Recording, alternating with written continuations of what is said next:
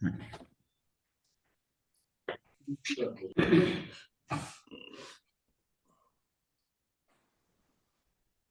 जी। मुक्ति के लिए भावों का नियंत्रण आवश्यक है। कल इसको हमने बीच में से थोड़ा सा किया था, तो ये फिर है कि इसको पूरा ही करा देते हैं।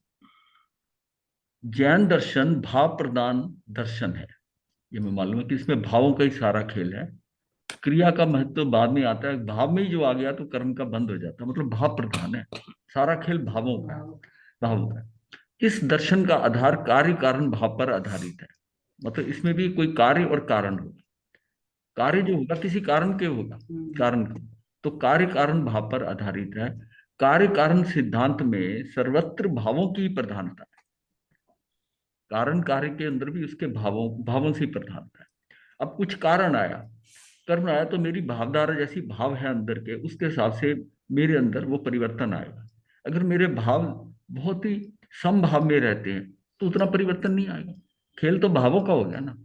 कारण से वो जो परिस्थिति बन रही है, कारण से जो सिचुएशन बन रही है, उसके अकॉर्डिंग सारा क्या मेरे भावों से उसके हिसाब से कार्य होगा। मैं एकदम भड़क जाता हूँ कि या एकदम शांत रहता हूँ या थोड़ा मध्यम रहता हूँ। तो खेल तो सारा भावों का हो गया। खेल सारा भावों का इसलिए है कि कर्म तो जड़ है। कर्म के आने से, कर्म के जड़ से जो उसके निमित्त नैमित्तिक संबंध से मेरे अंदर परिवर्तन होता है, तो उसमें खेल मेरे भावों का भी।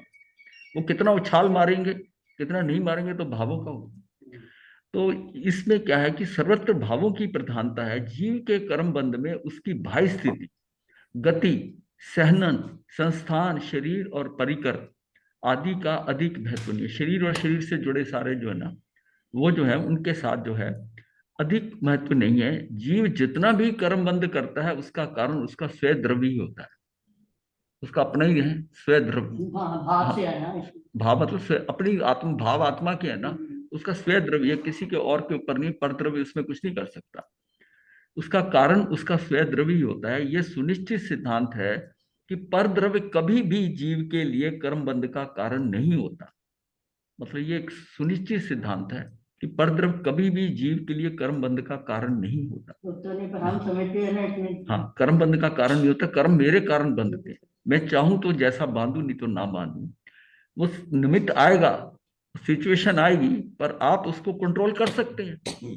अगर आप उसको कंट्रोल करते तो इसका मतलब ये सुनिश्चित सिद्धांत है कि पर द्रव्य कभी भी जीव के लिए मथिन बंधा में। हाँ जी। कर्म बंध का कारण नहीं होता। कर्म बंध में पर द्रव्य का इतना संबंध अवश्य है कि पर द्रव्य को निमित्त मानकर, पर द्रव्य को निमित्त मानकर अनकर जीव राग आदि भाव करता है। परंतु यह भी उतना ही सच है कि जीव के अपने भाव जैसे जैसे बनते हैं वैसा ही कर्म बंध उसे होता है। जीव का स्वयं द्रव्य ही उसके कर्म बंध का कारण होता है। जीव का एक क्षण का कुटिल भाव उसके दीर्घ काल का कर्म बंद कराने में समर्थ हो जाता है। अब उसका स्थिति भी काल है, उसकी कितनी इंटेंसिटी होगी वो भी हमारी, कि एक क्षण, एक समय में किसी को कुछ देखा और फिर मेरे अंदर कितना ज्यादा वो है, वो आवर्त आते हैं। मतलब इसको देख कर फिर थोड़ी देर बाद फिर ध्यान में आता उसने ऐसा कैसे कह दिया, उसने ऐसे मेरे बारे में कैसा कह दिया। तो इसका जो है ना क्षण का कुटिल भाव उसके दीर्घ काल का कर्म बंद कराने में समर्थ हो जाता है।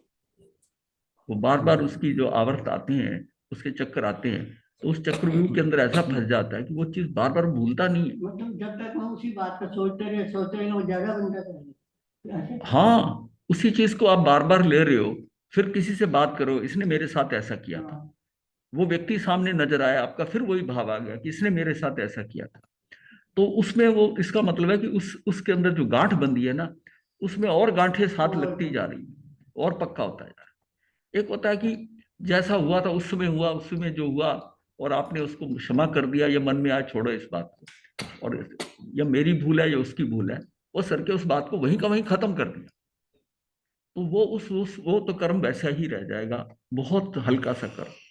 लेकिन जिसको हम बार बार करते हैं, ये जब हम भूतकाल में जाते हैं ना, वर्तमान में नहीं रहते, भूतकाल में जितना जाते हैं, जितनी बातें करते हैं, भूतकाल की बातें करते हैं, उनमें जो उतार चढ़ाव होते हैं, उसमें वो पोजीशन सुदृढ़ होती रहती है। आपने देखा कि जो बात आप हमेशा करते हैं, रिपीट करते हैं, वो आपने बीसियों से बीसियों बार की, बीसियों बार की।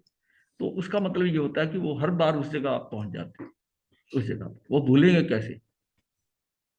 वो तो कहते हैं ना, बीती तही बिसार दे आगे की सुध ले। तो आगे की सुध ले, आगे चलना वर्तमान से, पीछे जो हो गया वो तो निपट गया, वो तो जो होना था उसका वो तो अकाउंट में चला गया। अब उसको बार बार कॉल करके हम दोबारा उसमें फंसते हैं, दूसरे को बताते हैं, फिर उसकी उस व्यक्ति को, तो मतलब ये सारा जो है ना, वो इसको कहते हैं इटरेटिव प्रोसेस हो जाता है। मतलब बार बार शुरू से वहां से चल के साथ।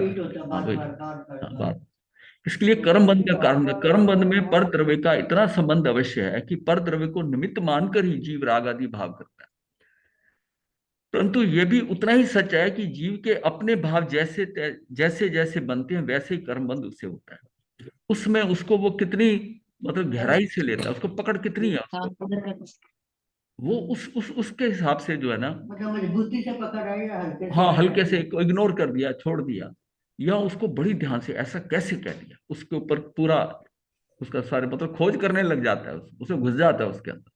या उसका क्या है, जैसे वो मरीचि का था हर्ष का अतिरेक, कि थोड़ी देर बाद उसको विचार आता था कि मैं वासुदेव, मैं चक्रवर्ती, मैं चरम तीर्थंकर बनूंगा। वो भाव के वो बताया गया है कि हर्ष के अतिरेक में वो डांस करने लगा, डांस करने लगा, बड़ा आनंदित हो। तो वो उसकी वो जो इंटेंसिटी है उस टाइम की, वो कर्म को कितना दूर तक बांधेगी। एक तो यह है कि उस सिचुएशन में बहुत लंबा खींचना, एक होता है उसको चाहे हल्की सी चीज है उसको बार बार याद करना, बार बार याद करना। यही जीव जब त्रिपष्ट वासुदेव बना है, तो उसके कान में जब शैया पालक के कान में शीशा डाल दिया, तो अब वो एक भाव होता कि नहीं मेरे से बहुत बुरा हुआ, तो कर्म किसी और तरह का बनेगा, ये मेरे से भूल हुई, ऐसा इतना दंड नहीं देना बनता था। अपने कार्य पे पछतावा है, और उसको मतलब ये सोचे कि मेरे से गलत हुआ, वो इसी बात को पुष्ट करता रहा वहां पर कि मैंने ठीक किया। अच्छा, कहीं से उसको उठता था भाव में कि ऐसा हुआ, नहीं मैंने ठीक किया। एक वासुदेव का एक शैया पालक कहना नहीं मानेगा तो कैसे चलेगा, वासुदेव का साम्राज्य कैसे चलेगा। एक बात कही गई और उसको नहीं माना उसने, बस ये बात करके उसको बार बार उसके अंदर अपने आप को निर्दोष साबित करना। एक होता है अपने आप को दोषी साबित करना, गलती हो गई है मैं दोषी हूं, फिर दोष का उसका निराकरण भी कर लिया, क्षमा मांग ली या उपाय करने की कोशिश करी कि उसका बचाव हो जाए, कैसे हो जाए, एक ये तरीका होता है जब भूल होती है। एक होता है नहीं मैंने ठीक किया, और ठीक करके फिर आप ऐसा हो, उतना ज्यादा कर्म बनता है। ऐसे ही जब गत सुखमाल का जीव जो था, जब जेठानी देवरानी थी, तो उस बच्चे के सिर के ऊपर जो फुंसियां हुई थी उसके ऊपर उसने कहा गरम गरम पूड़ा बांध दो, तो वो रोएगा चिल्लाएगा, उसको बस कुछ मत करना, बस ठीक हो जाएगा। तो बच्चा तो बहुत रोया था, और जब बच्चा रो रहा है, अब जब उसकी हालत और पता चला कि वो खत्म हो गया, वो बहुत हर्षित हुई, वो बहुत हर्षित हुई कि मेरा काम हो गया। हाँ पक्षी है। तो कि मेरा काम हो गया, जो वो चाहती थी मैं हो गया, या तो ये इसको मरना था या इसके बच्चे को मरना था, तो ये मेरा काम। वो बहुत हर्षित हो, वो हर्षित होने में जितना ज्यादा हुआ कि वो कर्म कितना 99 लाख भव तक वहां तक चला गया। और वो क्योंकि स्थिति मन बहुत ज्यादा हो गई, स्थिति मन और अनुभाग भी बहुत ज्यादा, इसलिए कर्म ऐसा ही उदय में आया। इतनी देर बाद उदय में आया तो उसके क्या निकाचित कर्म। तो अब यहां से ये समझते हैं कि ये जो हमारा मतलब जीव का एक क्षण का कुटिल भाव उसके दीर्घ काल के कर्म बंद कराने में समर्थ हो जाता है। और उसी प्रकार एक क्षण का सुभाव, यानी कि जो उसका सही भाव है, सम्यक भाव है, एक क्षण का सुभाव उसके करोड़ों वर्ष के पाप कर्मों का नाश करने में भी समर्थ होता है। मतलब उसका एक ऐसा भाव आ जाए तो उसके हाँ अच्छा तब नहीं, उसका भाव सुभाव आ जाए, उसके करोड़ों वर्षों के पाप कर्मों का नाश करने में भी समर्थ है। ये बिल्कुल जैसे वो बांधता है ऐसे वो हटा भी सकता है। अपनी गलती कई बार उस समय रियलाइज नहीं, बाद में रियलाइज हो जाए तो उसके बाद में भी उसको कर सकता है, समर्थ होता है। संक्षेपतः है, संसार में जीव के लिए अनंत संसार की रचना करने वाला उसका अपना स्वयं का ही भाव। ये जो अनंत संसार की रचना होती है ना, इसका करने वाला उसका अपना स्वयं का ही भाव है। मुक्ति के लिए मोक्ष का मार्ग प्रशस्त कर देने का कौशल भी उसके अपने ही भावों में निहित है। और वो जो मुक्ति के लिए ना, उसका भी उसके अपने भावों में ही, उसके भावों में ही निहित है। और भावों की गति तीव्र होती है, पलटते देर नहीं लगती। ये भी बात है कि कुछ काम ऐसे कर रहा है और एकदम पलटती है, भावों की गति इतनी पड़ती है कि गोचरी देने के बाद महाराज ये तो वापस कर दो। मतलब गति जो है पलटते देर देर नहीं लगती कि एक इतने अहोभाव से बहरा दिया वो लड्डू, और वही लड्डू जो है ना वापस लेने के लिए उनके पीछे जाकर के मुझे वापस कर दो। ये पलट कितनी पलट हुआ, कितना सिर्फ रसनेन्द्री के कारण ना। थोड़ा सा चखा, जो बचा हुआ दाने थे उसको चखा और देखा इतना स्वाद है। तो ये कैसे भाव पलटे, कैसे भाव पलटे। भावों को नियंत्रित करना ही सबसे बड़ी साधना है। मतलब हम भावों में बह जाते हैं, भावों में कहीं हमारे भाव इधर उधर ना जाए, और इनको कंट्रोल करना ये कैसे होता है, स्वयं का ही कंट्रोल होता है।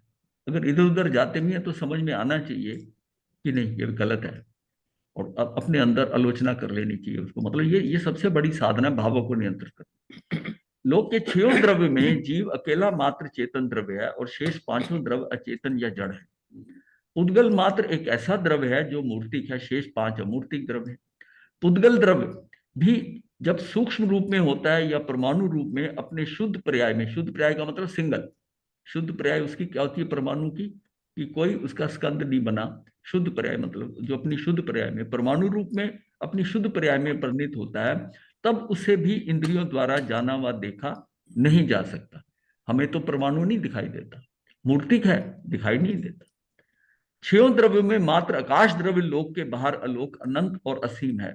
मतलब इस लोक के बाहर जो है ना, यहां पर तो असंख्यात प्रदेशी है जितना लोक में आकाश है, पर उसके बाहर जो है वो जो अलोक में है, जो बाहर मतलब अलोक, उसमें अनंत और असीम है। शेष पांच द्रव्य लोक प्रमाण सीमित है, बाकी जो द्रव्य पांच समान है। लोक में जीव अनंतानंत है, उनमें से प्रत्येक जीव अपने आप में परिपूर्ण चेतना का पुंज संकोच विस्तार की शक्ति वाला द्रव्य है। एक जीव धर्म द्रव्य अधर्म द्रव्य से तीनों असंख्यात प्रदेशी खंड द्रव्य है। आकाश अनंत प्रदेशी है, एक अखंड द्रव्य है। पुद्गल द्रव्य एक प्रदेशी शुद्ध परमाणु से लगाकर द्विप्रदेशी, तीन चार संख्यात असंख्यात अनंत और अनंता प्रदेशी और स्कंदों के रूप में अनंत प्रकार का है। यहाँ काल द्रव्य अनंत है, असंख्यात नहीं है। वो दिगंबर मान्यता में हर हर आत्म प्रदेश पे एक एक कालानु है, उसके हिसाब से ये है संज्ञा। अदरवाइज हम हमारी जो मान्यता है उसमें काल द्रव्य अनंत है, एक एक करके आ रहा है। हाँ जी, आत्म प्रदेश तो असंख्य है। काल काल तो जो है ना, काल अनंत है। अनंत। हाँ, लेकिन जिसमें हम लोक की बात करते हैं, लोक लोक असंख्यात। हाँ तो असंख्यात है ना, असंख्यात है। तो काल अनंत कैसे? काल अनंत हम बुझ लेते गया। हैं, अनादि से अनंत को काल ले रहे हैं हम, और वो कालानु को एक एक प्रदेश पे ले रहे हैं। तो फिर भी असंख्यात कालानु होते हैं ना। काल द्रव्य क्या है, काल द्रव्य तो अनंत है। अनादि से चला आ रहा है, हाँ ये अनंत का। हाँ, दोनों का डिफरेंस बता रहा हूँ। ये काल द्रव्य असंख्यात है। अगर आप दिगंबर मान्यता में पढ़ेंगे तो उसको शब्द कालानु करके वो कहते हैं कि आपका मतलब हर एक आत्म प्रदेश में काल भी है। हाँ। कालानु, जिसको उन्होंने कालानु कहा है। और हमारे यहाँ क्या है कि अनादि से अनंत, हम उसको एक सरल रेखा में ले रहे हैं, हाँ, एक एक समय, और हम इसको अनंत कहते हैं, क्योंकि काल उसके अनंत कहते हैं। हाँ, काल अनंत कहते हैं। मतलब काल द्रव्य अनंत है। हाँ, काल द्रव्य अनंत है। हाँ, परंतु इसका प्रचय पूर्ण लोक में नहीं है। हम ये कहते हैं प्रचय पूर्ण लोक में नहीं है, वहां वो लेते हैं कि पूर्ण लोक में है प्रचय, इसलिए वो असंख्यात है। मैं दोनों का फर्क बता रहा हूँ, क्योंकि काल एक प्रदेशी ही है। अब हम ये लेके चलते हैं एक प्रदेशी, कई जगह इसको अप्रदेशी भी लिखा है। एक प्रदेशी और अप्रदेशी मतलब उसका प्रचय नहीं हो सकता, प्रचय नहीं हो सकता, यानी उसका विस्तार नहीं है वहां पर। उसको एक को एक प्रदेशी कह दो या अप्रदेशी कह दो। चार अमूर्तिक जड़ द्रव्य धर्म अधर्म आकाश और काल सदा शुद्ध परिणमन ही करते हैं। ये अपने स्वभाव में रहते हैं, इनका ये परिणामिक भाव है, कभी ये शुद्ध नहीं होते। ये संपूर्ण लोक में ऐसे अवस्थित हैं कि कभी स्थानांतरित नहीं होते, इसलिए उन्हें निष्क्रिय द्रव्य भी कहा गया है। ये निष्क्रिय है, ये कुछ करते नहीं। जो द्रव्य जीव और पुद्गल दोनों द्रव्य सक्रिय और क्रियामान है, ये सक्रिय बात। अब उसमें ये कंफ्यूजन नहीं होना चाहिए कि धर्मास्थी काय के अंदर कोई जब मूव कर रहे हैं उसमें वो सक्रिय नहीं हो रहा, पर वो बस वो माध्यम है, उसके अंदर जो है ना वो जीव और ये सक्रिय हो सकता है पुद्गल, क्योंकि ये क्रियावान है, ये सक्रिय है। उसको हम निष्क्रिय द्रव्य कहेंगे, वो अपनी तरफ से कुछ नहीं करता। अशुद्ध या विकारी दशा में परिणमन करने वाले इन दो द्रव्यों में जीव द्रव्य तो अनादि काल से संसार में अशुद्ध दशा में पुद्गल द्रव्य से प्रभावित ही पाया जाता है। अपने पुरुषार्थ के बल पर एक बार पुद्गलों के संसर्ग से अर्थात कर्मों और शरीर आदि के बंधनों से सर्वथा मुक्त हो जाने पर जीव शुद्ध हो जाता है। अपने पुरुषार्थ के बल पर या एक बार पुद्गलों के संग से अर्थात कर्मों और शरीर आदि के बंधनों से सर्वथा मुक्त हो जाने पर, सबसे मुक्त हो जाए, जितने कर्मों के बंधन है उससे मुक्त हो जाए, पर जीव शुद्ध हो जाता है। ऐसा जीव जन्म मरण और सुख दुख के चक्र से सदा के लिए छूट जाता है। और एक बार शुद्ध हुआ जीव फिर कभी अशुद्ध नहीं होता। मुक्त जीव लौटकर पुनः संसार में नहीं आता। शुद्ध जीव को फिर कभी भी कोई पुद्गल प्रभावित नहीं कर पाता। इसलिए ऐसे जीव का शुद्ध परिणति सदा के लिए सुनिश्चित है। अगर जीव के साथ कर्म नहीं हो तो उसके कर्मबंदी ना हो, उसके कर्मबंदी नहीं हो तो फिर कभी भी कोई पुद्गल प्रभावित नहीं कर पाता। इसलिए ऐसे जीव की शुद्ध परिणति सदा के लिए सुनिश्चित हो जाती है। किंतु पुद्गल बार बार अशुद्ध से शुद्ध और शुद्ध से अशुद्ध होता रहता है। अनेक परमाणुओं का मिलकर एक हो जाना पुद्गल की अशुद्ध दशा कहलाती है। परमाणु जब मिल जाते हैं, उसका अगर दो प्रदेशी स्कंद भी बन जाता है तब भी हम उसको अशुद्ध में ले, अशुद्धि कहेंगे। शुद्ध तो एक अकेला ही है, वो उसकी शुद्धता है। अनेक परमाणु का मिलकर एक हो जाना पुद्गल की अशुद्ध दशा कहलाती है और परमाणु का केवल एक परमाणु रूप रहना ही उसकी शुद्ध दशा कहलाती है। शुद्ध पुद्गल या परमाणु को इंद्रियों के माध्यम से देखा जाना नहीं जा सकता। जीव एवं पुद्गल इन दो द्रव्यों की विकारी या शुद्ध परिणमन का नाम संसार है। देखा जाना नहीं जा सकता, इन्होंने परमाणु को जीव अपने हिसाब से करे, केवली को लेके नहीं सोचे। नहीं, वो नहीं कह रही मैं। जो वैज्ञानिकों ने एटम बम, वो परमाणु नहीं है। वो परमाणु कहाँ है? वो तो उसका अनंत, जो हमारा परमाणु है, ये तो अभी हम व्यवहारिक की बात कर रहे हैं। जो निरंश, जिसको हम कहते हैं निरंश परमाणु, वो तो उसको तो उसकी तो स्थिति आप कैसे जानोगे? वो अनंत निरंश परमाणुओं का एक व्यवहारिक परमाणु होता है और अनंत व्यवहारिक परमाणुओं का एक उष्ण परमाणु और 8 उष्ण परमाणु का एक शीत परमाणु। पर ऐसे पूरी सीरीज है। और फिर 8 ऊर्ध्व परमाणु, ऋण परमाणु, सारा करते करते ये करीब 70 अरब गुना हो जाता है साइज। तब जाकर हम कहते हैं एक अंगुल की ताकत कितना बढ़ता है। ये 8 की जो चौकड़ियां ये बनी हुई है ना, ये कैसे बनती हैं? हर बार ये 4000 गुना हो जाता है। 4000 से ज्यादा होता है। 8 के 4 करके फिर 8 गुना करते हैं, फिर 8 गुना करते हैं। तो हर बार ये समझो 4000 से, पहले वाले से 64 गुना हो गए। हाँ 64 है, 64 से ज्यादा करीब करीब ये 69 गुना हो जाता है, क्योंकि 4000 कुछ आएगा। 8 को 8 से करा 64, 64 को 64 से गुना करना पड़ेगा। 69, हाँ 69 गुना, 69 अरब गुना। हाँ जी, इतना हो जाएगा। परमाणु का केवल एक परमाणु, इसको डिटेल में बता देंगे, अभी है ये कराया भी हुआ है। परमाणु का केवल एक परमाणु रूप रहना ही उसकी शुद्ध दशा कहलाती है। शुद्ध पुद्गल या परमाणु को इंद्रियों के माध्यम से देखा जाना नहीं जा सकता। जीव एवं पुद्गल इन दो द्रव्यों को विकारी या शुद्ध परिणमन का नाम संसार है। मूलतः इन द्रव्यों के मेल से ही संसार की उत्पत्ति, संचालन और विनाश का कभी ना रुकने वाला, अर्थात आसानी से शीघ्र ना रुकने वाला चक्र चलता है। ये चक्र चल रहा है इसी तरीके से में कि द्रव्य के मेल के ये संसार सारा ही उत्पत्ति हो रही है, संचालन हो रहा है। ये सब स्वाभाविक रूप से स्वयं होता रहता है। जैन दार्शनिकों ने संसार की उत्पत्ति, स्थिति और विनाश के लिए किसी ईश्वर को अथवा अन्य किसी शक्ति को स्वीकार नहीं किया। जीव का यह परावलंबन रहित स्वाधीनता जैन दर्शन की विशेषता है। लोक के 6 द्रव्य अनादि से और अनंत काल तक विद्यमान रहेंगे, अपने स्वभाव से सतत परिणमित होते रहते हैं, किंतु उनमें 2 द्रव्य जीव एवं पुद्गल विभा परिणमन भी करते हैं। ये विभा परिणमन भी करते हैं। बिना पर के निमित्त के विभाव परिणमन नहीं होता। सभी द्रव्यों में प्रति समय उत्पत्ति और विनाश होते हुए भी उनकी सत्ता कभी नष्ट नहीं होती। द्रव्यों का ये सतत परिणमन ही उनका भाव है। द्रव्यों का ये सतत परिणमन हो रहा है ना, जो द्रव्यों का, वही उनका भाव है। इसको हमने षट गुण वृद्धि हानि में भी देखा था कि षट गुण वृद्धि हानि के अंदर जो अग्र लघुत में होता है, उसके कारण उसका हमेशा होता जा रहा है। अनुभाव जो है उसमें भाव कहाँ से आएंगे?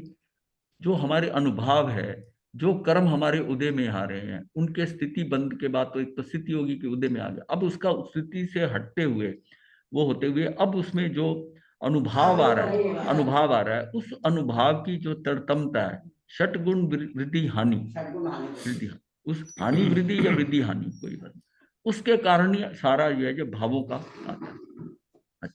ये यहाँ पर भी, और तो ये क्या है कि सभी द्रव्यों के प्रति समय उत्पत्ति विनाश होते हुए भी उनकी सत्ता कभी, द्रव्यों का ये सतत परिणमन ही उनका भाव है और भावी परिणाम है। इस प्रकार सभी चेतन और अचेतन द्रव्य भाववंत अर्थात भावों से प्रभावित होते हैं। कहाँ उपजते हैं भाव? कहाँ उपजते हैं भाव? जिस प्रकार समुद्र का स्वभाव निस्तरंगता है, परंतु वायु के वेग से उसमें तरंगे उठती रहती हैं। समुद्र कभी शांत नहीं रह पाता। इसी प्रकार आत्मा में चेतना की निस्तरंग अवस्था उसका स्वभाव है, परंतु कर्म के अनवरत उदय प्रभाव के कारण वह चेतना निरंतर तरंगवत होती रहती है। पूरी तरह निस्तरंग शांत परिणति कभी होने ही नहीं पाती। जैसे तरंगे वायु के निमित्त से उठती हैं पर वायु में नहीं उठती, जैसे तरंगे वायु के निमित्त से उठती हैं पर वायु में नहीं उठती, तरंगे लहरें सदा जल में उठती हैं, जली तरंगों का उपादान द्रव्य है। उसी प्रकार कर्मों के निमित्त से होने वाले चेतना के सारे भाव कर्मों में नहीं होते, जीव की चेतना में ही इनका उपादान है। समझ में आ गई बात? नहीं आई है, चेहरा बता रहा नहीं आई। देखो ध्यान से पढ़ लो। जीव की चेतना कर्म से मात्र है ना, ये नहीं, ऊपर से जो बात है कि वायु आने से पानी में तरंगें उठती हैं, पर वो तरंग वायु में नहीं उठती, वायु में नहीं, अपने उससे फील होती है। जल की तरंगें उसका उपादान वहां पर है। अब वायु तो हर जगह चल रही है ना, जहाँ पानी होएगा वहीं तो तरंग आएगी ना। इसका मतलब उपादान नीचे है, नीचे है, वो तो निमित्त मात्र है। वो तो निमित्त मात्र है, वो आया तो उसमें तरंग आ गई। अब इसी तरह जीव की चेतना ही उनका उपादान है। अब ऐसी जीव की चेतना ले लो और वही उन भावों में ढल जाती है, वो उसमें जो उसके बाहर से जो भाव करते हैं, तो ये भावों का उपादान कारण आत्मा या जीव की चेतना ही है। कर्म तो मात्र निमित्त है, जैसे हवा आ रही है ऐसे ही कर्म आ रहे हैं। चेतना जल के समान है, कर्म हवा के समान है। हाँ, कर्म तो सब कुछ हो तो जल में रहा, तरंगे जल में है। हाँ, इसी प्रकार इसमें हो रहा है, कर्म में कुछ नहीं हो रहा, कर्म में चेतना कुछ नहीं हो रहा, कर्म में कुछ नहीं हो रहा, मात्र निमित्त है। इसलिए इन भावों को जीव का स्वय तत्व कहा गया है, भावों को जीव का स्वय तत्व। इसी प्रकार हम ये कह सकते हैं कि पारिणामिक भाग आत्मा का गुण है, तथा औपशमिक, शायिक, शायपशमिक और औदिक ये सब भाव उस गुण की पर्याय हैं, ये उसके गुण की पर्याय है। मतलब ये परिणामिक भाव ही आत्मा का गुण है, ये उसका स्वाभाविक स्वभाव रहेगा, सदा रहेगा। परिणामिक भाव सदा भाव उसकी गुण की पर्याय है। परिणमन एक शक्ति है जो कर्म की अपेक्षा से इन चार रूपों में व्यक्त होती है। मुक्त दशा में ये शक्ति जब कर्म निरपेक्ष अपने शुद्ध या स्वाभाविक रूप में परिणमित होती है, तब उसे शुद्ध परिणामिक भाव या परम परिणामिक भाव कहते हैं। जब जीव यहाँ से 14वें गुण स्थान के बाद छुट के जाता है ना, तो उस समय जब उसमें शायिक भाव है और परिणामिक भाव, तो अब जो उसका भाव मेन है ना, जो काम कर रहे हैं, वो परम परिणामिक भाव है। परम परिणामिक भाव एकदम शुद्ध हो, हाँ, शुद्ध हो गया। शुद्ध परम परिणाम इसलिए हो गया कि उसमें वो जो भव्यता अभव्यता का एलिमेंट था वो खत्म हो गया। जीवत्व सिर्फ जो उसका अस्तित्व है, अस्तित्व रह गया उसके अंदर। ये परम परिणामिक भाव, परम परिणामिक। 8 कर्मों में भावों का वर्गीकरण, 8 कर्म है और ये भावों का वर्गीकरण करते हैं। कर्म कुल 8 हैं, उनमें से जो कर्म जीव के आश्रित रहने वाले गुणों, तो ये कैसे होते हैं आश्रित रहने वाले गुण? कौन से? ज्ञान, दर्शन, सुख भी। हाँ, तो इसको अनुजीवी गुण भी कहते हैं। अनुजीवी अनुजीवी करते हैं, अनुजीवी करते हैं। अनुजीवी से क्या अभिप्राय देते? अनुजीवी एक चारों को इकट्ठा ही कह दिया, वो बताने के लिए कि घाती कर्म क्या है। तो अच्छा, घाती कर्मों को नहीं, घाती कर्म जो है वो जो अनुजीवी कर्म है, वो उसके अनुजीवी ये निमित्त बनता है। घाती कर्म जो है, कर्मों को घाती कर्म कैसे बनते हैं? जो निमित्त बने, जो भाव आपके उसमें निमित्त बनता है, ये जो भाव है ये निमित्त बनते हैं किसको? अनुजीवी को घात करने के निमित्त बनते हैं। तो ये घाती कर्म होते हैं। और जो प्रतिजीवी गुणों को, जो प्रतिजीवी है उसको करते हैं, वो अघाती कर्म। वो चार जो है ना उसके, मतलब ये भी एक अनुजीवी और प्रतिजीवी। हाँ, वो चार को अनुजीवी समझ लो ना, गुण चार, ज्ञान दर्शन सुख का ना। और जो अघाती क्या, उसको प्रतिजीवी समझ लो, उसको प्रतिजीवी घाती को समझ अनुजीवी लो। हाँ और आघाती हाँ, को प्रतिजीवी। अनुजीवी, हाँ, मतलब इसका उनको घात करने के मीनिंग निमित्त क्या बनते हैं। इसका मीनिंग क्या है अनुजीवी और प्रतिजीवी का? जो तो घाती जो कर्मों उसके के साथ अगर हमेशा है, जो जो हमेशा है वो अनुजीवी अनुजीवी है। अनुजीवी और है, ये जो प्रतिजीवी है जो ये अघाती ये कर्मों ये से, खत्म होंगे। जिनका संबंध शरीर से है। हाँ, नहीं, शरीर से नहीं है, अघाती कर्मों से है। अघाती कर्मों से। प्रतिजीवी जो है ना, घाती गुण में जो जीव के ये गुण है ना, जो प्रतिजीवियों के गुणों करने का निमित्त बनता है, जो निमित्त बनता है उनकी घात करने के प्रतिजीवी गुणों का, वो हमारा अघाती है, प्रतिजीवी। और अनुजीवी का वो घाती है। मतलब अघाती कर्म का नाम गोत्र बताने के लिए कि ये हमारे, ये ना क्या कहते हैं, हाँ, प्रतिजीवी ज्ञान अनुजीवी दर्शन, हाँ, कहते ये हैं। उसके गुणों के हिसाब से करनी जैसे पड़ती। मतलब त्रिपदी कहा तो उसका हाँ मतलब उत्पाद वेद द्रव्य। हाँ, ध्रुव हो गया। रतन त्रय कहा तो ज्ञान दर्शन चरित्र। हाँ, ऐसे अनुजीवी अनुजीवी और प्रतिजीवी। प्रतिजीवी। स्व चतुष्ट। हाँ जी, हाँ जी, हाँ, हाँ। चतुष्ट कह दिया, बस बात खत्म है। ठीक है, हाँ। हाँ, तो हमारे यहाँ आगमों में, शास्त्रों में कई शब्द ऐसे हाँ हैं, जी गुरुजी, वो ऐसे वो सबको मिलाकर एक शब्द दे दिया। एक दे दिया। हाँ, उस समय जो अध्ययन कर रहा है ना, उसको उसकी वो स्पीड के अंदर ना स्पीड ब्रेकर नहीं आता। नहीं तो क्या आता है, अच्छा अंदर से ऐसे फंसेगा। अनुजीवी आती है, उसका एक स्पॉट में होता है। वो जो उसकी धारा ज्ञान की बनी हुई है, उस ज्ञान उसमें तीव्रता रहती है। ये भी होता है, जो शब्दावली होती है बताने की, उस शब्दावली में जो उसको ग्रहण कर रहा है उसकी तीव्रता कम ना हो जाए, कहीं अटके नहीं। उसका उसका अच्छा जो लिखा हुआ होता है, उसका मतलब उसका फ्लो एक ही फ्लो में चलता है। वो जीव उसको समझता जा रहा है। अगर वो सारी चीजें समझता, कहीं अटकता नहीं है, तो बहुत गहराई से ग्रहण करता है। और जहां जहां उसका स्पीड ब्रेकर आ जाता है, मैंने तो कहता हूँ जहां एक अक्षर है वो स्पीड ब्रेकर आ गया, वो वहां जैसे रुकेगा ना, उसकी जितनी गति बनी हुई थी ना वो अटक जाती, अटक जाती। रतन त्रय कहा, रतन त्रय क्या है? हाँ, जिसने रतन त्रय को नहीं पता वो वहीं अटक जाए। हाँ, वो उस पर अटक जाए। ये मैंने इसलिए बताया कि कई कई जगह आता है, बहुत कम जगह आता है। हाँ, कर्म कल 8 है, उनमें से जो कर्म जीव के आश्रित रहने वाले गुणों ज्ञान दर्शन सुख और वीर का घात करते हैं, उन्हीं घाती कर्म कहा गया। जो कर्म जीव के उपरोक्त 4 कर्मों ज्ञान आदि को तो प्रभावित नहीं कर पाते, परंतु वेदनी आदि को करते हैं, आयु कर्म। अब यहाँ इन्होंने ऐसे लिखा है, ये इसमें जो है कि परंतु वेदनी गोत्र नाम और आयुष के कारण होते हैं, उन्हें अघाती कर्म कहा जाता है। यद्यपि साता असाता के निमित्त से जीव के परिणाम प्रभावित होते हैं, साता साता आता है तो निमित्त से जीव के परिणाम प्रभावित होते हैं, परंतु मूल रूप से साता साता में ऐसा करने की शक्ति नहीं है। वो तो जड़ है, उसकी शक्ति नहीं है। उसे वह शक्ति मोहनी कर्म से मिलती।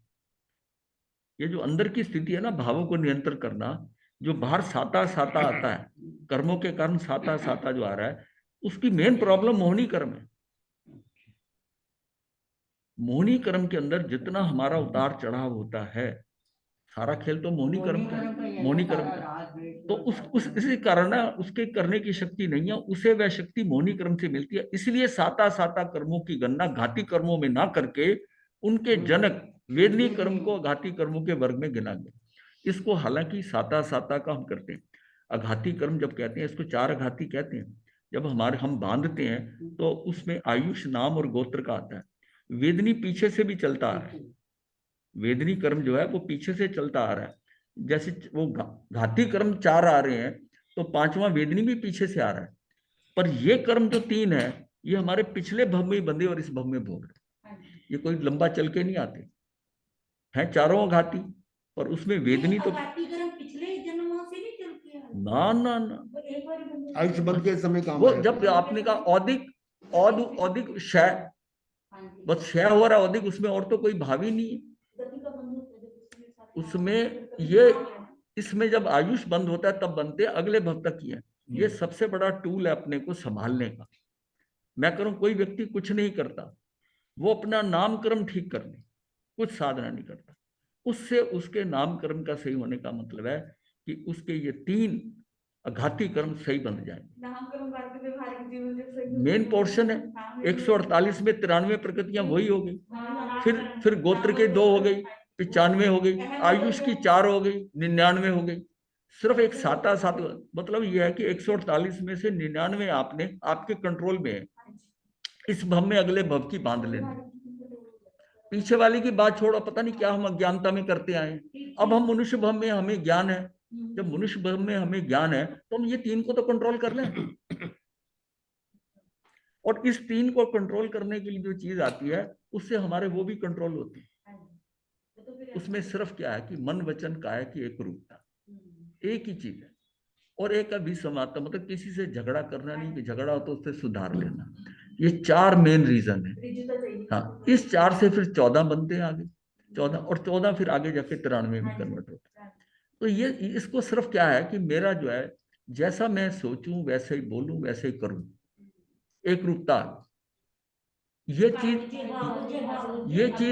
चीज जब आ गई, इसका मतलब आप सजग भी हो गए, सहज भी हो गए, सरल भी हो गए, तीनों हो गए। और कहीं झगड़ा नहीं करना, इसका मतलब ये 3 है तो कहीं झगड़ा भी नहीं होगा, और झगड़ा हो गया तो सुलझ जाएगा, जीवन ही बदल गया। जीवन ही बदल गया। मैं करूं कुछ नहीं, करो कुछ नहीं, बस मेरा अगला जन्म। मैं कर रहा हूं जो कहता मुझे मोक्ष नहीं जाना, ये किस चक्कर में पड़ना है, वहां तो खाली बैठना पड़ेगा, वो संसार नहीं। भाई ये 3 तो अच्छे बांध लेना, इसमें तेरा आकृति आकार, तेरा सर्वस्व, वो सारा वर्चस्व सारा नामकर्म से बन जाएगा, तो कम से कम वो जीवन कितना सुखी हो जाएगा। जिसका नामकर्म जो है, नामकर्म पूर्णतः शुद्ध है, वो देवों जैसा जीता है। धरती पे स्वर्ग ऐसे हाँ, इसीलिए कहा है। नामकर्म से ही है, उसके लिए धरती पे स्वर्ग। नामकर्म, गोत्रकर्म और आयुष कर्म, ये अगर शुभ है तो क्या दिक्कत है जी? अगर ये 3 शुभ हैं आपको, बोलते तभी कहा ना, ये पुण्य से बनते, पुण्य निर्जरा में सहायक है। हाँ? पुण्य से तो बंधेगा ये सब। ये कहाँ से बंधेगा? ये इन चीजों से बंधेगा। पुण्य के चक्कर में नहीं पड़ना। पुण्य तो आगे, पुण्य अगर कोई हेल्प करता है तो सिर्फ भाव पुण्य करता है। शुभ नामकरण है तो ये पुण्य से बनता है। नामकर्म पुण्य से, अगर पुण्य क्या कर रहे हो आप, शुभ क्रियाएं कर रहे हो, मन वचन काया, उससे क्रिया से हो रहा है। हाँ, ये पुण्य शब्द किसको कहते हो? पुण्य तो जब शुभ कर्म का बंध होता है, जब वो उदय में आते हैं तो पुण्य होता है, बंधते हुए पुण्य नहीं होता। हाँ, भाव शुद्ध होते हैं। शुद्धता और अशुद्धता, ये हमने पुण्य का ये आरोपित कर दिया, मैंने पुण्य बांध लिए, आपने शुद्ध कर्म बांधे, और वो जब उदय में आएंगे तो पुण्य का भाग। पुण्य कैसे बांधा आपने? आपने शुभ कर्म बांधे हैं, शुभ कर्म बांधे हैं, इसलिए शुद्ध कर रहा हूं कि ये शुद्ध कर्म भी अशुद्ध हो जाते हैं, इसको पुण्य मत कहो। ये शुद्ध कर्म अशुद्ध हो सकते हैं, अशुद्ध शुद्ध हो सकते हैं। आगे जाकर जो है इसका परिवर्तन हो सकता है, संक्रमण करते हैं ना, ये बदल सकते हैं। जब ये उदय में आएंगे तब ये पुण्य या पाप के रूप में आएंगे। लेकिन भाषा में कहने में आता है, ये जो आप कह रहे हो ना, ये आता है, लेकिन इसको अपने को समझना है, अपने को समझना। मतलब ये जो घाती कर्म है ना, इसका मतलब ये निमित्त बनते हैं, ये करते नहीं है कुछ। जब सारा कंट्रोल मेरे पास है, कर्म जितने भी उदय में आ रहे हैं, जो भी हमारे कर्म बने, ये निमित्त कारण। हम उनको सीधा नहीं कहते कि ये घाती कर्म है, ये मेरा कर्म बांधते, ऐसा नहीं, डायरेक्ट नहीं उन पे कह सकते। मतलब निमित्त तो यही है, वो ये घाती कर्म, हाँ वो उस, हाँ ये मेरे कर्म, मेरे घाती कर्म जो है मेरे अनुजीवी गुणों को पे प्रहार करने में निमित्त है, निमित्त है। क्योंकि निमित्त शब्द कहती है ना निर्दोषता, नहीं तो आप उस पर दोष आरोपण कर रहे हो। अगर निमित्त नहीं कहते, इसने ये किया तो आपके अंदर तो आ गया ना। और अगर उसको आप निमित्त लेते हो और निमित्त सिद्धांततः निर्दोष है। भाई इस कार्य करने में ये निमित्त बना, यहाँ जहां आपने काम करा, कोई इच्छा करा, मैंने किया कि करने में जाए, अगर ये भाव है कि मैं इसमें निमित्त बना, इस कार्य करने में मैं एक निमित्त मात्र हूं, ये भाव जब तक रहता है तब कर्ता भाव ऐसा नहीं आएगा। तो निमित्त, जब सारा खेल निमित्त से हो रहा है तो इसका मतलब ये जो है ये कारण निमित्त है, निमित्त कारण है, और कार्य तो वो तुम्हारे अपने भावों से हो रहा है। निमित्त कैसा भी आ जाए, उसमें उसमें जो तारतम्यता है वो तो मेरे भावों की है। निमित्त तो वही है, एक ही निमित्त आया और बैठने वाले 15-20 लोग हैं, उस निमित्त को वो कैसे लेते हैं, सबके भाव अलग अलग तरतमता के होंगे, इसका मतलब ये कंट्रोल तो मेरे पास है, क्योंकि निमित्त करा नहीं सकता। यद्यपि साता साता के निमित्त से जीव के परिणाम प्रभावित होते हैं, परंतु मूल रूप से साता साता में ऐसा करने की शक्ति नहीं है, उसे वह शक्ति मौनी कर्म से मिलती है। इसलिए साता साता कर्मों की गणना घाती कर्मों में ना करके उनके जनक वेदनी कर्म को घाती कर्मों के वर्ग में गिना जाता है। अब 4 घाती कर्म आ गए। 4 घाती कर्म में ज्ञानावरणी, दर्शनावरणी, मोहनी और अंतराय, और 4 अघाती कर्म। इन 2 के कर्मों में भावों की स्थिति इस प्रकार बनेगी। अब इनमें भावों की कैसे बनेगी, अब इनको कर्मों को भावों के साथ जोड़ दिया। जैसे हाँ, औदिक भाव कैसे कि 8 कर्मों में बनेगा, औदिक भाव तो सब में आएगा। हाँ, यद्यपि ज्ञानावरणी, दर्शनावरणी और अंतराय कर्मों का किसी भी जीव को कभी संपूर्ण उदय नहीं होता, उनका क्षेपक्षम ही सदा सबको रहता है। इन कर्मों का मतलब ये सर्वघाती नहीं है, यानी ज्ञानावरणी, दर्शनावरणी, अंतराय कर्म किसी भी जीव को सभी, इसका संपूर्ण, इस कर्म के कारण संपूर्ण उदय नहीं होता है, इनका क्षेपक्षम ही सदा सबको रहता है। परंतु उस दशा में इन कर्मों की देशघाती प्रकृतियों का उदय होने से वहां औदिक भाव की व्यवस्था की गई है, देशघाती प्रकृतियों के हिसाब से। केवल्य प्राप्त के पूर्व तक जीव को केवल ज्ञानावरणी और केवल दर्शनावरणी प्रकृतियों का सतत उदय रहता है। ये कर्म तो हमेशा उसको ढके रखते हैं, ज्ञान, इसको केवल ज्ञान केवल सतत उदय रहता है, उनका क्षेपक्षम होता ही नहीं है, सीधा क्षय होता है, सीधा क्षय होता है।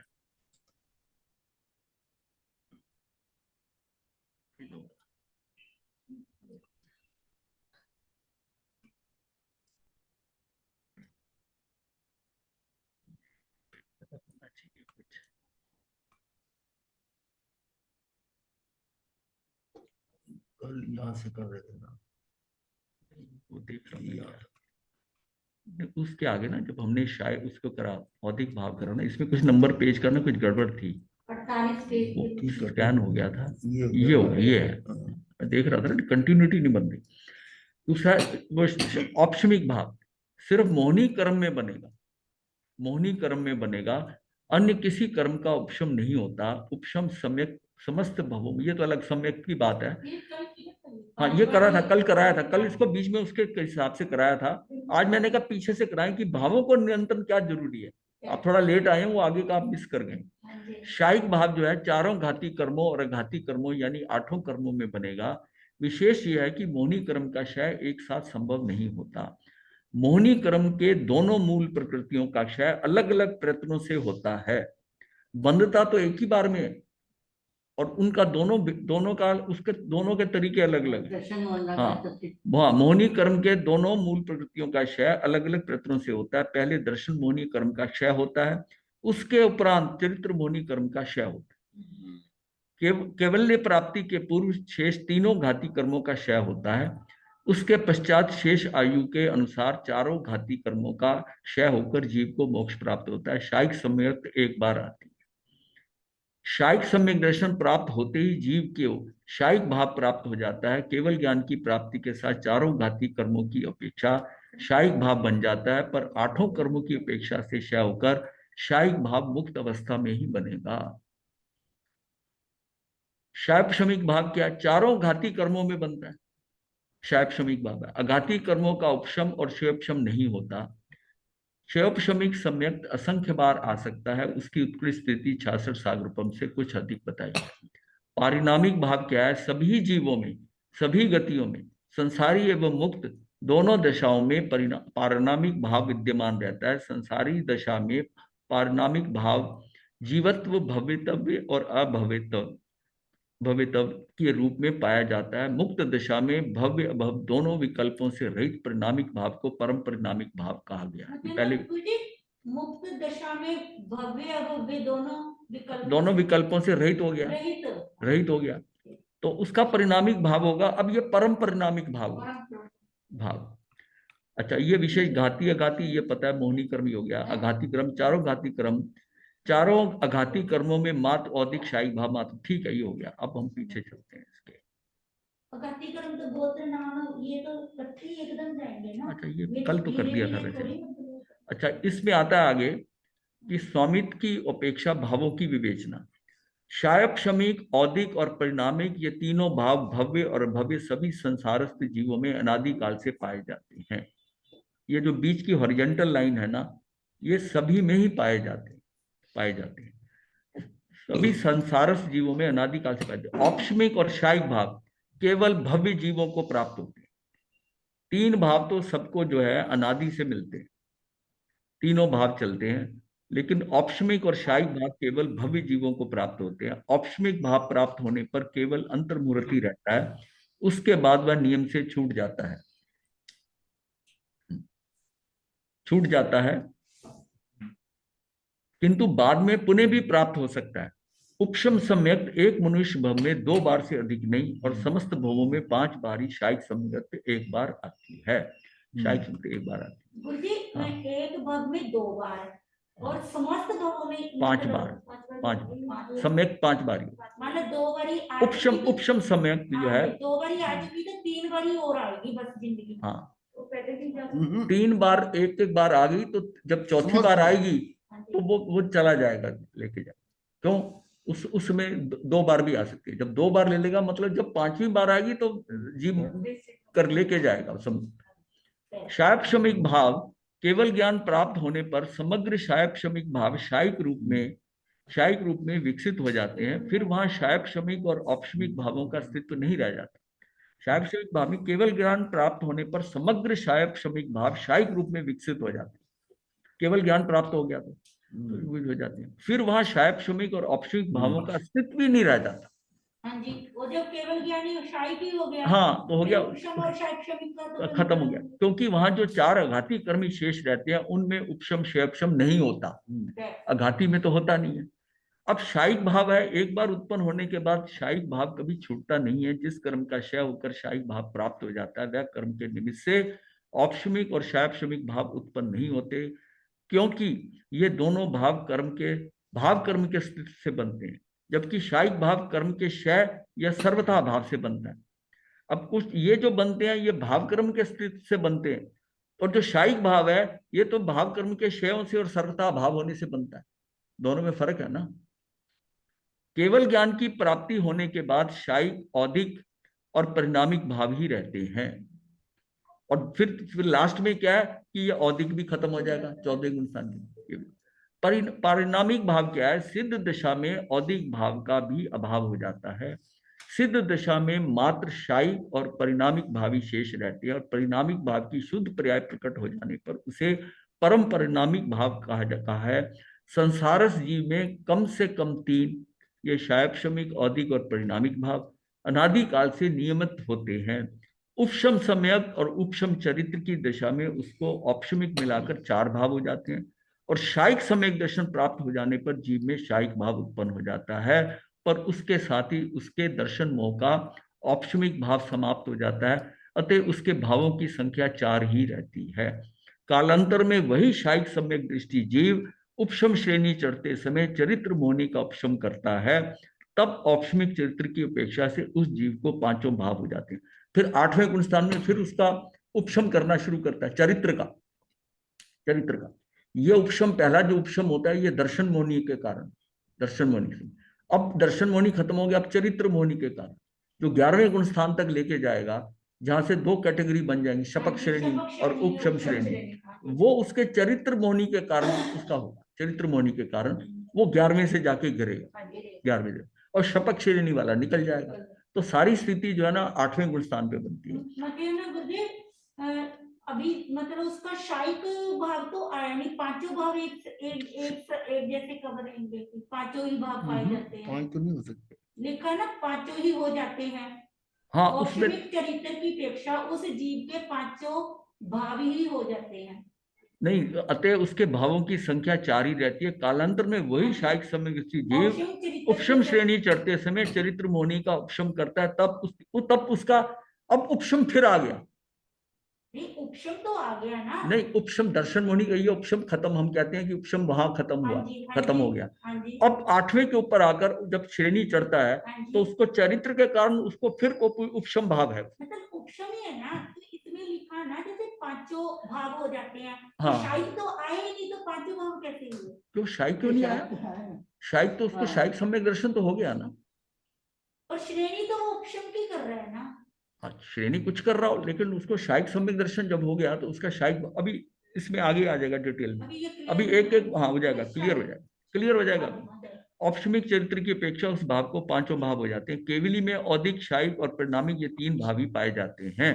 केवली में मुक्त जीव में मात्र शायिक और परिणामिक भाव 2 ही होते हैं मुक्त हाँ में। जी, है।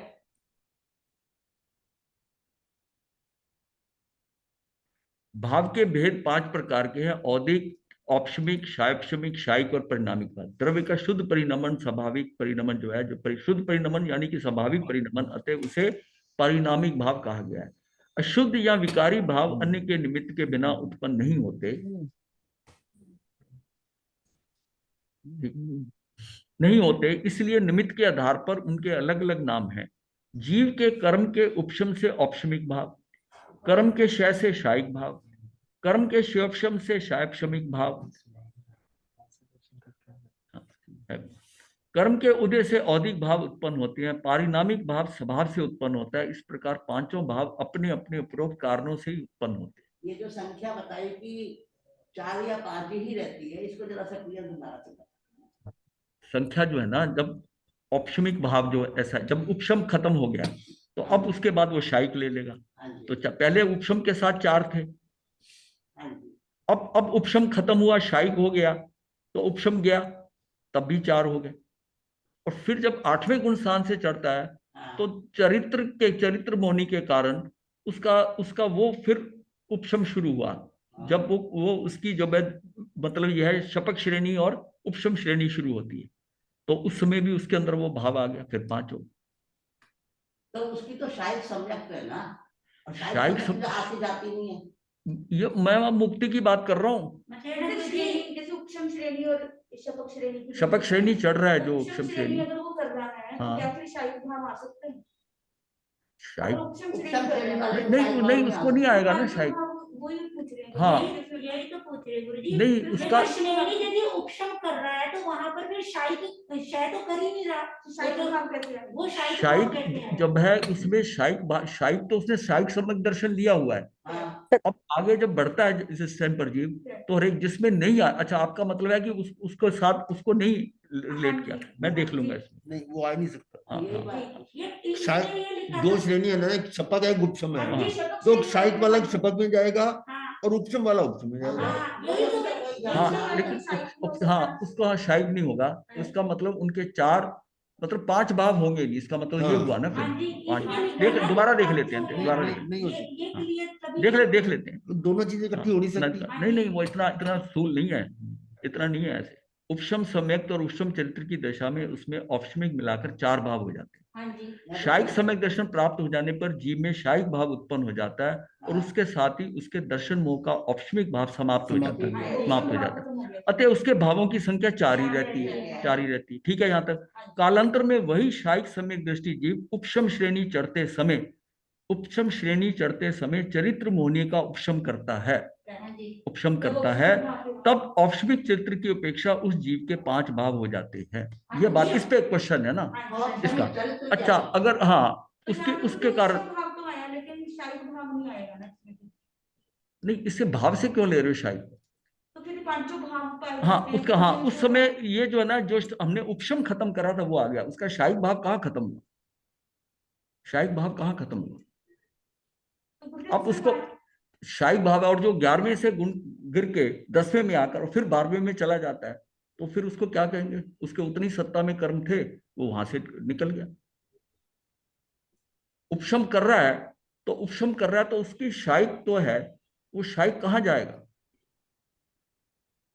ज्ञान में गिर गया, हाँ, तो फिर उसके कितने रह गए? फिर उसके चार रह गए। चार रह गए। चार रह गए। चार रह गए। मैं उसको और डिटेल में देख लूंगा थोड़ा ठीक है। ये। अच्छा, इसके बाद में हम कर रहे थे ये। हाँ, तो ये भाव द्रव्य के स्वभाव से उत्पन्न होता है। पुद्गल द्रव्य में औदिक और परिणामिक दो भाव पाए जाते हैं। भाव कर्म की उदय अवस्था से स्वभाव से उत्पन्न होते हैं। जीव में परिस्थितियों के अनुसार पांचों भाव एक साथ भी पाए जा सकते हैं। अब फिर ये कैसे आएगा? जीव में परिस्थितियों के अनुसार पांचों भाव एक साथ भी पाए जा सकते हैं। परिस्थिति के अनुसार। उद्गल द्रव्य में औदिक और परिणामिक दो भाव पाए जाते हैं। भाव कर्म की उदय अवस्था से और स्वभाव से उत्पन्न होते हैं। यह हो गया यहाँ तक। जीव में परिस्थितियों के अनुसार पांचों भाव एक साथ भी पाए जा सकते हैं। अब ये यहाँ देखते हैं क्या है। औदिक भाव, शैक्षणिक भाव और परिणामिक भाव हमें अनादि से मिला हुआ है। अनादि, ये सम्यक दर्शन से पहले ये भी मिल गया। औपशमिक भाव, औपशमिक भाव मिल गया, और ये भाव जो है उसको 11वें गुण स्थान तक औपशमिक ले जाएगा। मुक्ति में ये आगे तक नहीं जाएगा, पर ये स्थिति को यहां तक ले जाने के लिए ये इतना सहायक है कि 11वें तक ले जाएगा।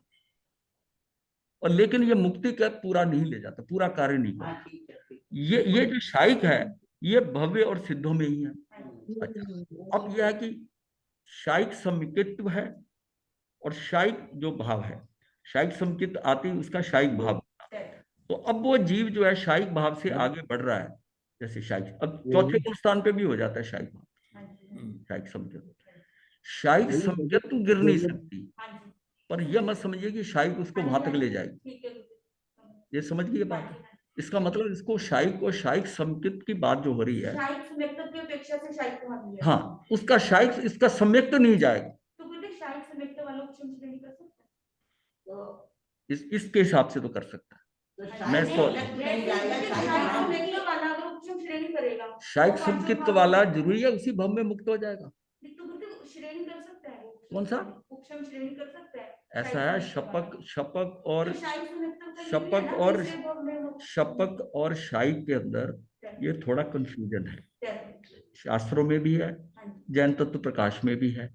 गुरुदेव, हाँ जी, गुरुदेव, उपशम श्रेणी वाला हाँ अगर 11वें में काल करता है हाँ, तो वो जा सकता है। 11वें गुण स्थान में अगर उसका काल हो जाता है अंतर्मूर्ति हाँ, वो तो है ही है, वो तो अनुत्तर तो वो विमानों जा में ही जाता सकता है। है।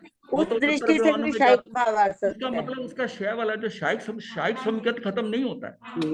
हाँ, तो शायिक संकेत तो साथ में है अब ना, तभी शायिक जाएगा वो। संकेत को ना, जो शायिक स्थिति है उससे मत जोड़िए। शायिक संकेत जब हो रहा है वो तो चौथे गुण स्थान पे भी हो जाएगा। शायिक भाव की बात है, ये शायिक शायिक संकेत भाव की बात है, शायिक भाव की बात है। तो उसका ये शायिक संकेत होना तो चौथे गुण स्थान पे उसी और उसमें।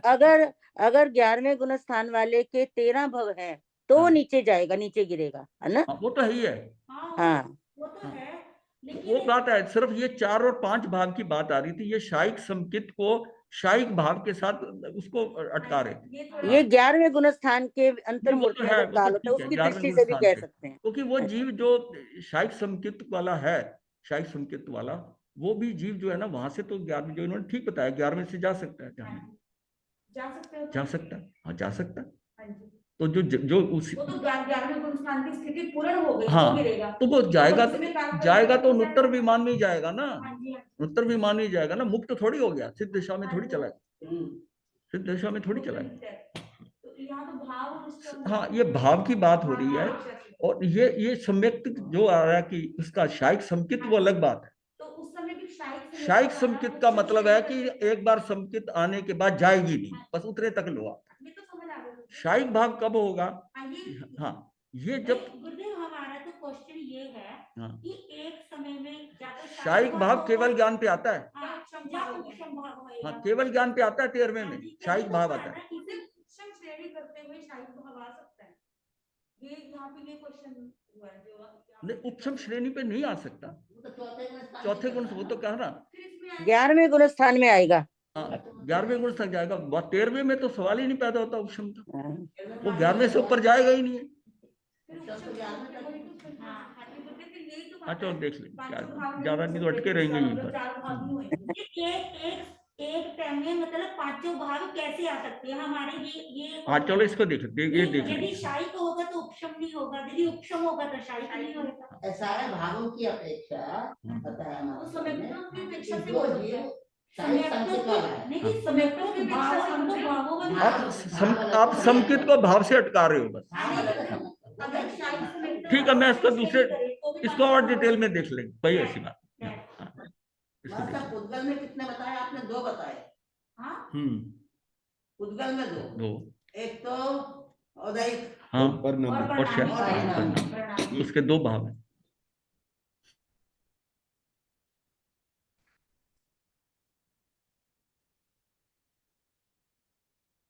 ये हमने पहले कर लिया है। अच्छा, आचार्य पूज्यपाद स्वामी जी ने अपने ग्रंथ, ये जो ग्रंथ है,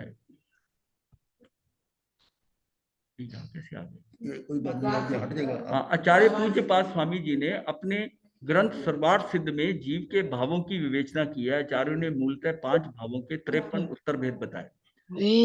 औपशमिक भाव के उत्तर भेद 2 हैं, वही बताए। शायिक भाव के 9 हैं, वही और बताए। शायपशमिक भाव के 18 है, और औदिक भाव के 21 है, और परिणामिक भाव के 3 है। शायद में जो 9 बताए ना, इसमें दोनों ये भी है। हाँ ये है दोनों हाँ, ही है। अब आ जाएगा, वो डिटेल में करेंगे ना, आ जाएगा। औपशमिक भाव के उत्तर भेद 2 हैं, शायद ये मिलाकर ये ना 53 भाव है। कुल भाव के कुल भेद जो है ना, ये भेद 5 है, और उत्तर भेद 53, जी। ये 53 भेद आते हैं। 5 भावों के 53 53 भेद हैं, 5 भाव और उनके उत्तर भेद। औपशमिक, अब देखिए, औपशमिक उस समय के लिए मोहिनी कर्म के उदय प्रवाह का रुक जाना या रुद्ध हो जाना कर्म का उपशम कहा गया है। उपशम में होने वाले सम्यक्त और चरित्र मोहिनी कर्म के उपशम चरित्र का आविर्भाव होता है। इसलिए सम्यक्त दर्शन मोहिनी और चरित्र मोहिनी, ये 2 ही पर्याय औपशमिक भाव बनी है। तो इसके 2 भेद हो गए, सम्यक्त मोहिनी और दर्शन मोहिनी और चरित्र मोहिनी के। तो ये जो 2 है, ये इसके कारण हो गए, ये 2। अब शायिक भाव क्या है? कर्म कर्म का आत्मा से पूर्णतः पृथक हो जाना, कर्म का क्षय और उनके कर्म, यानी कि क्षय का मतलब यानी विशुद्धि, शुद्धि। क्षय का मतलब विशुद्धि से जीव में व्यक्त होने वाले केवल ज्ञान आदि अनंत चतुष्ट और सिद्धत्व आदि 9 भाव शायिक भाव कहे गए हैं। केवल ज्ञानावरणी कर्म के क्षय से केवल ज्ञान, केवल दर्शन के क्षय से केवल दर्शन, पंचविध अंतराय के क्षय से दान, लाभ, भोग, भोग और वीर, ये 5 लब्धियां। दर्शन मोहिनी कर्म के क्षय से शायिक संकेत, और चरित्र मोहिनी के क्षय से शायिक चरित्र का आविर्भाव होता है। इसलिए केवल ज्ञान आदि 9 विध पर्याय शायिक कहलाती है। इनका टोटल करेंगे ना, 5 तो यही हो गए अंतराय कर्म के, हो गए। और केवल ज्ञान केवल दर्शन के क्षय से केवल दर्शन हो गया, इसके केवल ज्ञान इधर हो गया, केवल ज्ञान अवर से 2 ये हो गए। और दर्शन मोहिनी के क्षय से शायिक संकेत हो गया, और चरित्र मोहिनी से शायिक चरित्र हो गया। 2 ये हो गए, 2 हो गए, 5 वो हो गए, 9 हो गए। तो उसके भेद 9 हो गए शायिक भाव के। शायपशमिक भाव में क्या कि कर्म के उदय से आंशिक अभाव, उसकी आंशिक रुद्धता और आंशिक उदय में रहना कर्म का शायपशम है। मतलब आधा तो उसका रुक रहा है और आधा उदय में आ रहा है, आंशिक पार्ट जो है उदय में आ रहा है, आधा मतलब आंशिक पार्ट। शायपशम में होने वाले 18 भाव शायपशमिक भाव कहे गए, जो इस प्रकार है। 4 ज्ञान के, मति, श्रुत, अवधि और मन पर विज्ञान, ये शायपशमिक भाव है। इनमें शायपशम हो सकता है। 3 अज्ञान है, कुमति, कुश्रुत और कुअवधि। कुअवधि मतलब विभंग ज्ञान। 3 दर्शन के हैं, चक्षु, अचक्षु और अवधि दर्शन। और लब्धि के 5 है, दान, लाभ, भोग, उपभोग और वीर। और 3 चरित्र हैं। 3 चरित्र में ये आ गया चरित्र, सम्यक्त्व और संयम से। इसके मिलाकर ये 18 भेद शिवशम के बनते हैं, शिवशमिक भाव के। ये उसकी उत्तर प्रकृति है। और औदिक भाव में कैसे है? आत्मा की जो पर्याय कर्म के उदय से प्रकट होती है, वह औदिक भाव है। उदय एक प्रकार से वैभाविक स्थिति जो कर्म के विपाक से होती है। द्रव्य क्षेत्र काल भाव के अनुकूल कर्म का फल देना उदय कहलाता है। द्रव्य क्षेत्र क्या जी? यहाँ चरित्र 3 जैसे बताए, चरित्र, हाँ, सम्यक्त्व और संयम से। संयम से। जैसे चरित्र 2 कहते हैं, देश और सर्व, और संयम से देश और सर्व तो नहीं। यहाँ चरित्र और सम्यक्त्व को किस अपेक्षा से लिया? सम्यक्त्व को चरित्र जो होता है सर्ववृत्ति हो गया ना। सम्यक्त्व को चरित्र में किस अपेक्षा सम्यक्त का गुण इसमें शिवोपशम में लिया है, सम्यक्त। शायद शब्द हाँ, सम्यक्त लिया है, संयमा संयम भी लिया है, देशवृत्ति, असहमत से ये तो देशवृत्ति, सर्ववृत्ति और सम्यक्त को भी लिया। उसमें सर्ववृत्ति भी लिया, बल्कि ये चरित्र क्या है? चरित्र ये सर्ववृत्ति सर्ववृत्ति है, और संयमा से देशवृत्ति। हाँ देशवृत्ति। तो जो सम्यक्त है ये इसको दर्शन में नहीं लेते, सम्यक्त से तो हम दर्शन सम्यक्त का मतलब है चौथा गुण इसका। हाँ, चौथा। ये ये उसका चरित्र में ही आएगा, सम्यक्त का जो है ना, इसको इस चरित्र में, शिवोपशम के अंदर इसको चरित्र में लिया। औदिक भाव है आत्मा की जो पर्याय कर्म के उदय से प्रकट होती है, वह औदिक भाव है। उदय एक प्रकार से वैभाविक स्थिति है जो कर्म के विपाक से होती है। द्रव्य क्षेत्र काल भाव के अनुकूल कर्म का फल देना उदय कहलाता है।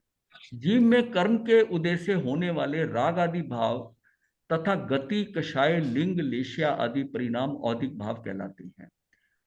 ये निमित्तोदय निष्पन्न कर्म है। अब कैसे हैं? 4 गति के।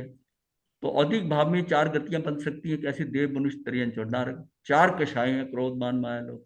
3 लिंग हैं, पुरुष, स्त्री, नपुंसक। 6 लेशियाएं हैं, 6 लेशियाएं ले ली।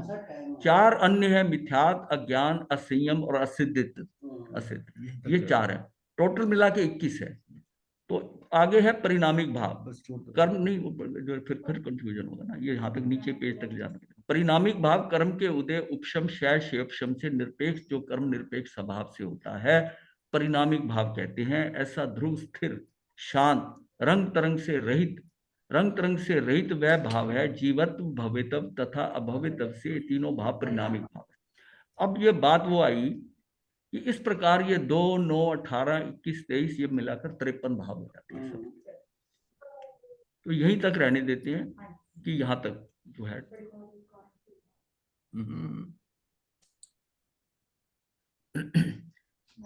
हाँ, इसको देख लेंगे, ये जो है ना, ये वाला जो है पॉइंट जो है, इसको दोबारा से देख लेंगे। चलिए।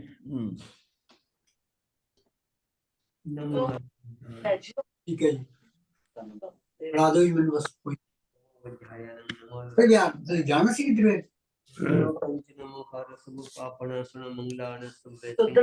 दर्शन दूषण करके चतारि मंगलम अरिहंता मंगलम सिद्धा मंगलम साहु मंगलम केवली पनतो धम्मो मंगलम चतारि लोकोत्तमा अरिहंता लोकोत्तमा सिद्धा लोकोत्तमा साहु लोकोत्तमा केवली पनतो धम्मो लोकोत्तमा चतारि शरणं प्रवज्यामि अरिहंते शरणं प्रवज्यामि सिद्धे शरणं प्रवज्यामि साहु शरणं प्रवज्यामि केवली धम्मं शरणं प्रवज्यामि अरिहंताजिक शरण सिद्धजिक शरण साधुओं का शरण केवली प्रभु दया धर्म का शरण चार शरण सुख करने मंगल। ये जो है ना, कर्म और भाव का मिलान करना, ये